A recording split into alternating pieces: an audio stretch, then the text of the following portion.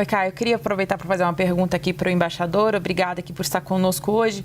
Embaixador, queria uma avaliação do senhor do posicionamento do Brasil. A gente sabe que o Brasil não tem poder de fogo nessa questão, mas como que o senhor avalia o posicionamento do Brasil e também, sem deixar de citar, o distanciamento que hoje a diplomacia brasileira, o governo brasileiro, tem do governo de Benjamin Netanyahu? Bom, a nossa posição é muito clara, né? Qualquer invasão à soberania de outro país contraria o direito internacional e, evidentemente, temos que ser contra.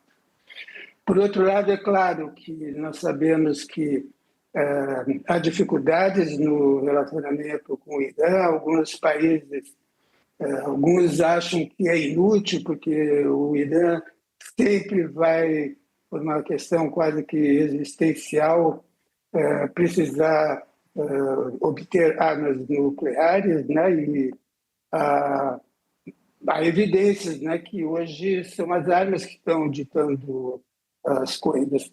Mas nós temos uma experiência com negociação com o Irã, da Declaração de Teherã. O Brasil e Turquia e Irã conseguiram chegar num acordo que, se tivesse sido implementado, teria talvez antecipado e muito o que depois foi acordado num nível mais amplo por outros países. Então, nós sempre acreditamos na possibilidade de negociação e acho, retomando o que eu já havia dito, né, que com um governo, com um presidente, com uma plataforma moderada, havia uma possibilidade de investir mais em fortalecer o governo do presidente Pezeshkian.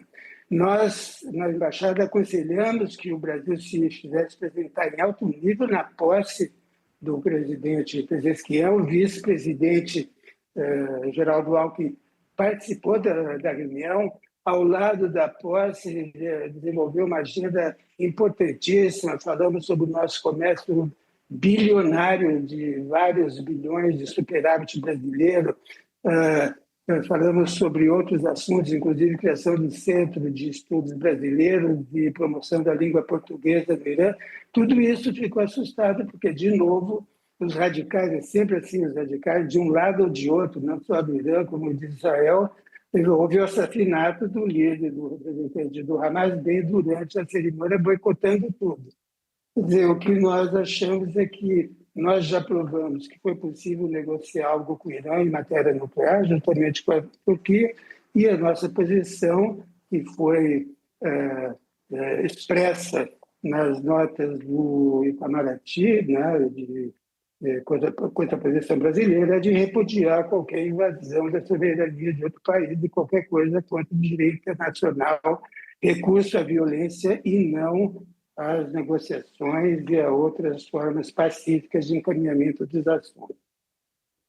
Embaixador, se essa é a posição do Brasil, o senhor acha realmente que foi uma boa ideia o vice-presidente brasileiro ir à posse do novo presidente do Irã, que patrocina o Hamas, o Hezbollah, os Houthis, que são organizações que não fazem isso que o senhor está postulando, que o Brasil postula, que é obedecer, seguir as leis internacionais?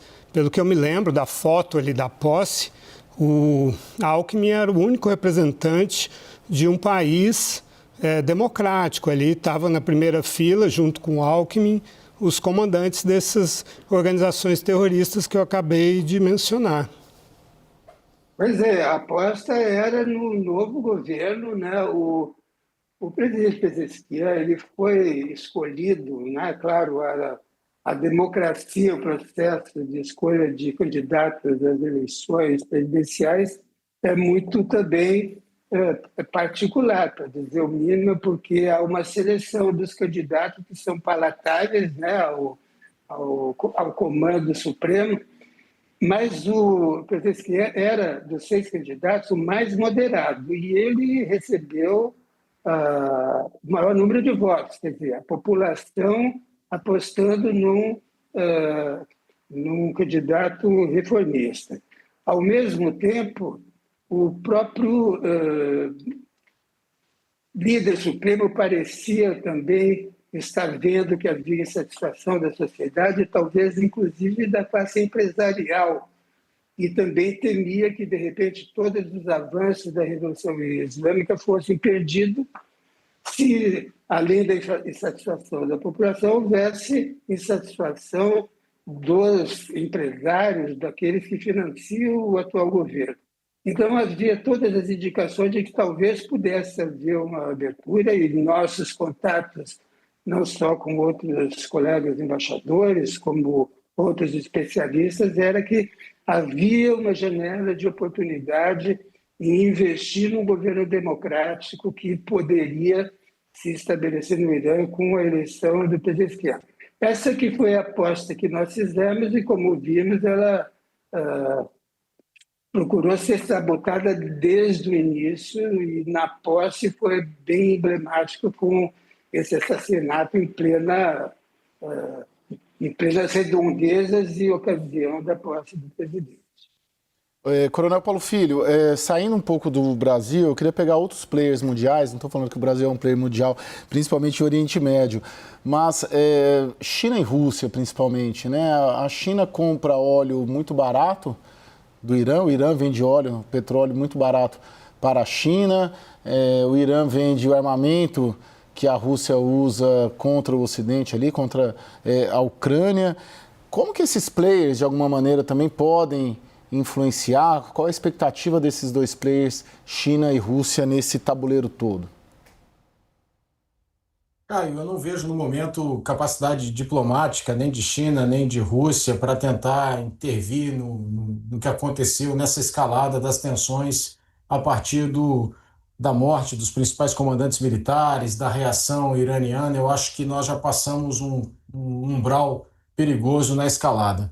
E o que me preocupa dessas alianças, né, alianças ou alinhamentos, melhor dizendo, é que nós vamos vendo alinhamentos de blocos, né?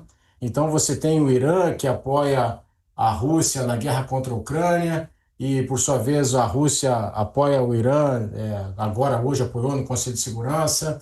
Nós temos a China, que apoia indiretamente a Rússia na guerra, e temos as tensões no Mar do Sul da China, em Taiwan, ao mesmo tempo a guerra no Oriente Médio. Isso não pode ser separado do que está acontecendo na faixa de Gaza. A gente se esqueceu hoje, né, da faixa de Gaza, mas a operação continua. Qual vai ser a reação do Hamas face a esses novos acontecimentos, né? Será que isso vai repercutir de alguma forma no bem-estar dos reféns que ainda se encontram sob o domínio do Hamas? Qual vai ser a reação do Hezbollah, dos Houthis?